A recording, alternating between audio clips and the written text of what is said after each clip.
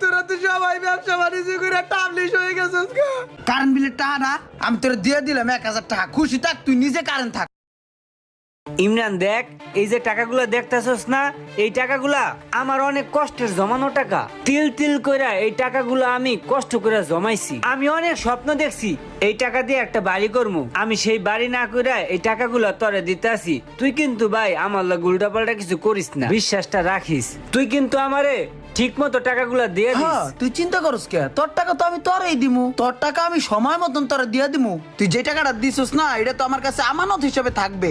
বন্ধু রে, তোরে অনেক ধন্যবাদ রে বন্ধু, তুই আমার দিছিস টাকাগুলা। তোর এই ঋণ আমি কোনো দিন শোধ করতে পারবো না। দোয়া করিস আমার লিগে আর আমার ব্যবসার লিগে। আমি যাই গা, ভালো যাইস।